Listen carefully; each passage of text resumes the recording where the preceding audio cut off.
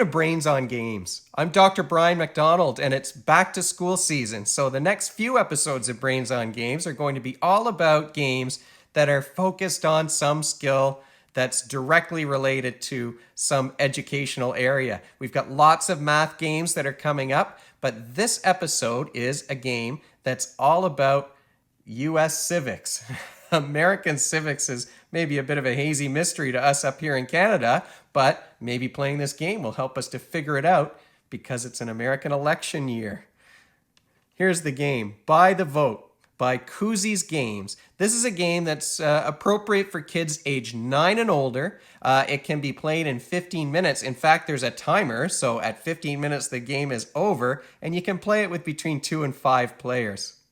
So let's take a look at By the Vote by Koozies Games. Now, this is a prototype. They were kind enough to send me this prototype, so it's going to look quite a bit different when the final version is released to people who have bought it. It's currently on Kickstarter as I'm recording this, and I think the campaign ends September 1st, so it's coming to a close fairly soon.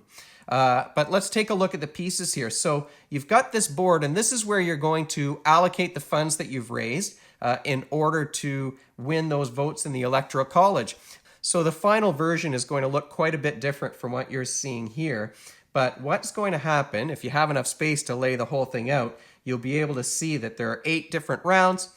And in each round, you're going to be bidding on these different states in order to win the number of votes they have in the Electoral College. The blue and the red states, that doesn't really have any impact on the game. It's really more educational, states that typically vote Democratic or Republican. You can see that there's a little tiny map that shows where the state is. And if you're like me and you don't know a whole lot about American geography, maybe that would be helpful. But I know where Texas is. So you'll be able to see these red and blue states. The gold ones are special. We'll talk about those. But at the beginning, there are going to be 3 states. Each player will have $10 million to allocate. Now, they do not get any more money until they get up to round 4. So they'll play a few rounds before they get more funds that they can spend. So you really have to do some budgeting. So you're doing a bit of planning ahead and resource management. And when we're talking about planning ahead, we're always talking about those executive functions. You can't jump the gun too much, although you might want to jump the gun on these gold states, which I'll tell you a little bit about. So you'll see the states will be laid out in the middle, and then you're going to hide. This is your election, your voting booth. So you're going to hide what you're doing from the other players. Now, what's neat is on the inside, you've got each state listed and the number of Electoral College votes that each one has. So that's helpful if you want to think about what's still in the deck. Because like I said earlier, the game's going to continue. There'll be a timer that you start at the beginning that will go for 15 minutes, but it could end sooner if you work through all of the cards in the deck. So you'll be bidding on, you'll hide what you're doing. You'll be sort of trying to be the one who puts the most money towards getting a particular state. So you see that they're numbered here, and the cards will be placed to correspond to these different numbers. So you start with $10 million, and you might say, well, okay, I'm going to put $2 million on the Texas, because Texas was in the middle. It was state number 2. Texas was in the middle there. But you might really want to get Pennsylvania, the swing state, so you put a few more $1 million on here. But remember, you only start with 10, and that's got to last you until round 4 when you get more funds. So you are sort of thinking and planning ahead. Those executive functions are super important. Then everybody lifts up to see who's put the most money into a particular state. Those are the ones that will be purchased. Now, if there's a tie, nobody gets the state. It stays in the middle, and then the next turn, another state goes right on top of it, and that means that you're bidding on the entire stack. So you could wind up with a big pile of votes that you're going to want to put a whole lot of money into. Again, you want to save that money and think ahead. You've got to do some budgeting, okay? Now, what happens with these swing states?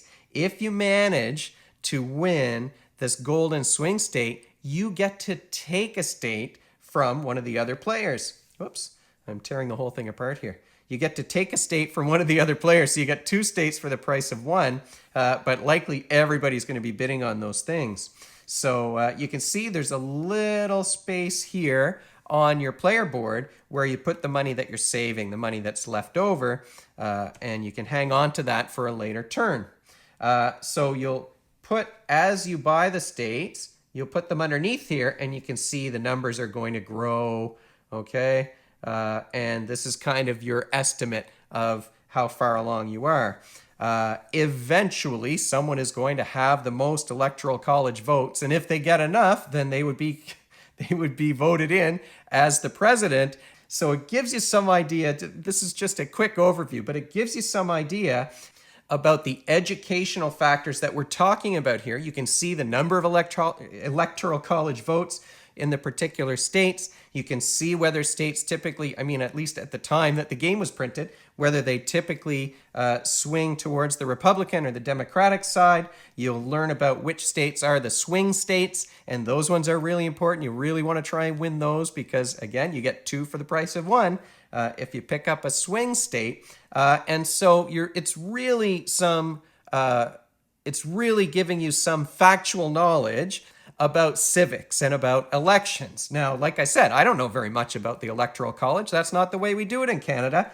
But if you're an American student and you're learning about the U.S. government, this is one way to sort of give you exposure to those facts, and you get to sort of keep an eye on your opponents and try and figure out which state might they be bidding on. There's a little bit of social judgment there too, although it's mostly a civics and executive functioning kind of a game. There's a little bit of social judgment in it.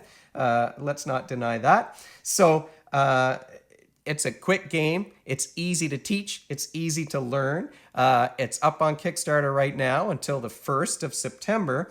And that is By the Vote by Koozies Games. If you have any questions or comments for me, of course, as always, you can find me at brian@brainsongames.ca.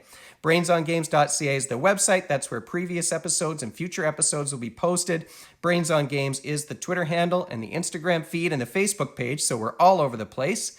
And if you enjoyed this episode, you can head on over to YouTube, click that subscribe button, and you'll be notified of new episodes in the future.